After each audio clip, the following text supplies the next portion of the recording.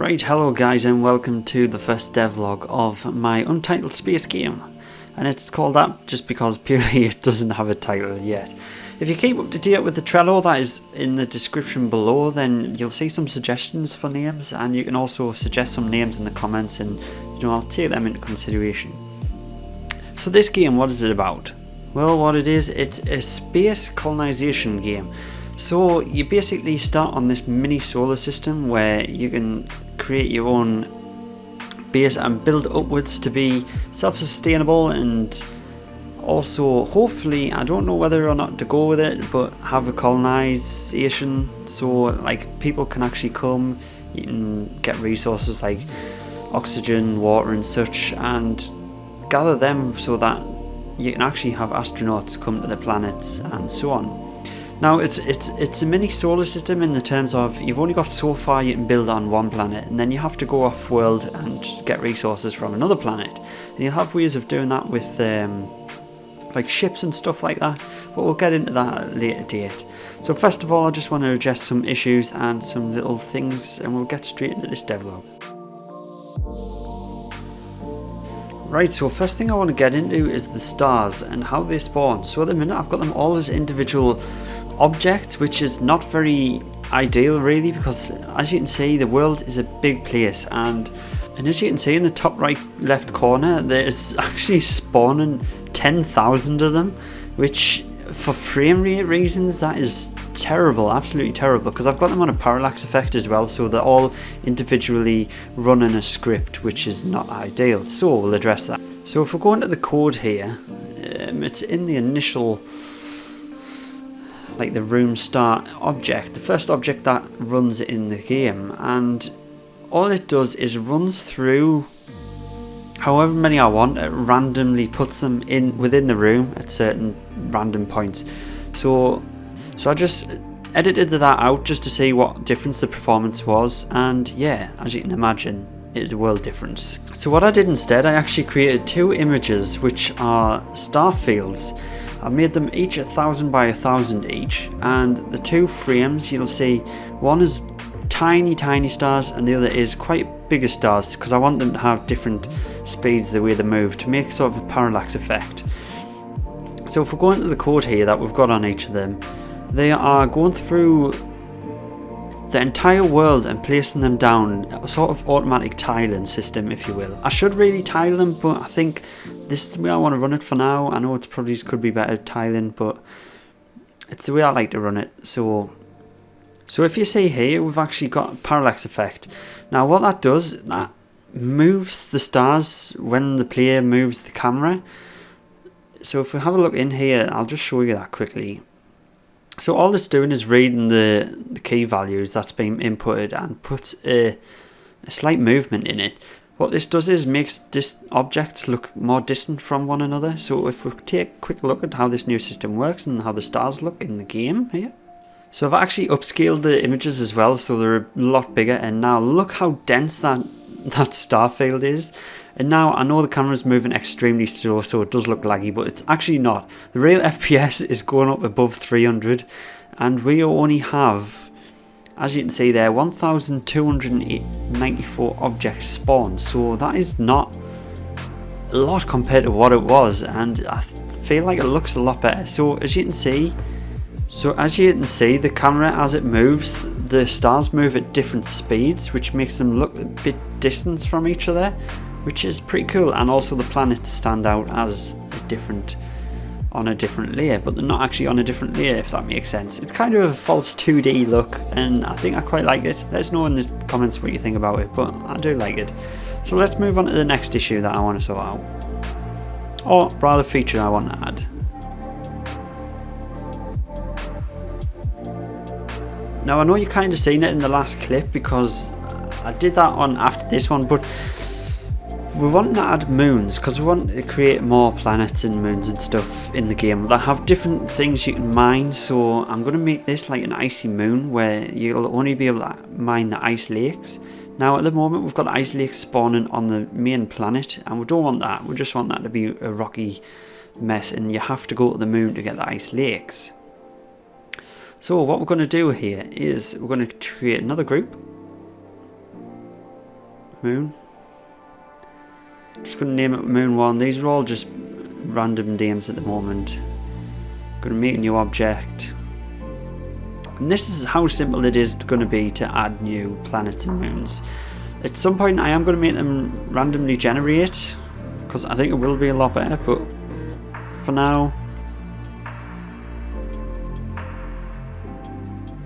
this is it. So what we're going to do, we're going to copy the scripts from the main planet and just pretty much paste them in.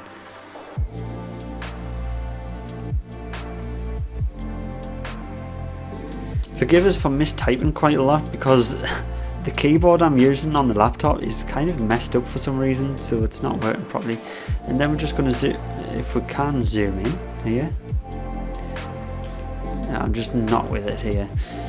And then we're just simply going to place it in. I mean, it's as simple as that. We'll go to the planet layer so we don't mess with anything, and we're going to put it there. I am thinking of having them rotate around the planet. Let us know if that's something that should happen. I think it would be pretty cool, but hard to do. So as you can see, the main planet has the code for the ice lakes, which all it does is spawns however many around random places within a circle, so within like a radius. So we're just going to copy that in. We're going to change the distance down and reduce the number of that spawn. And that's pretty much it. We don't have to change anything there. Oh, what have I done? What have I done different here? For some reason that one is not working.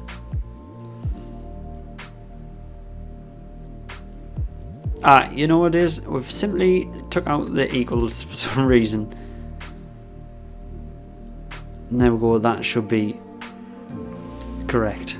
Simple things like that really put off your project. But anyway, let's get into it.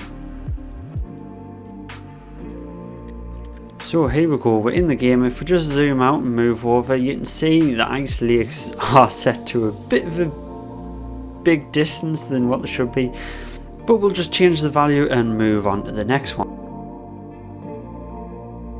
Right, I've sped this footage up a little bit because it was me typing very slow, thinking of things. But I wanted to give the Autobots, not Transformers, but I wanted to give the bots a charging system where if you hover over with your mouse, you're going to be able to see how much charge is left on that bot. So what I wanted to do, I was just going to put in the step event, but then I thought there's no point putting it in, so we'll just make a mouse enter event here. So then we're going to have it as show charge equals true. And I started putting an if statement in here, and I was thinking, well, there's no reason to have the if statement. I don't know why I'm writing it out. I'm just probably a little bit tired at this point. So we'll just change them. So we'll go to the draw event, and we're going to have it draw sort of a health bar above the bot to show the charge once the mouse goes over it. So we're just going to copy this health bar script, change it to above the bot instead of underneath, because this is the drilling bar to show you the progress in the drill. But we'll just change that to charge, and then we're going to create a little icon, which is going to be the battery icon. So these are just my small icons. This is the group for all the small stuff in the game, the small little UI elements. Now they're all just basic at the moment, basic and going to get changed. They're just pretty much placeholder for now. So we'll go back into it, and we're going to get it to draw the icon just to the left of the health bar. So we're just going to reference which item frame it is, so it's actually 4. So we just spawn that just a little bit wider than the health bar and on the same y-axis. So we'll just go in and make sure it actually works. Now one thing to note, I am going to add a build time for these, but at the moment I don't. So there is one thing, I think the icon's a little bit too big, and obviously the health bar is totally wrong as it's just showing a black bar. So if we go back into the code here, we can see we've got this as black, so we just need to change this.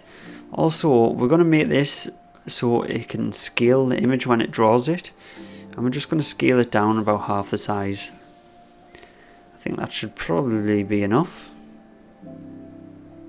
Now all we'll have to do to change that health bar is change the colours from black to red and green. And there we go, that's pretty much it for that. So I went ahead and added it to the build bots as well. So as you can see here, the build bots have the icon above the heads as well.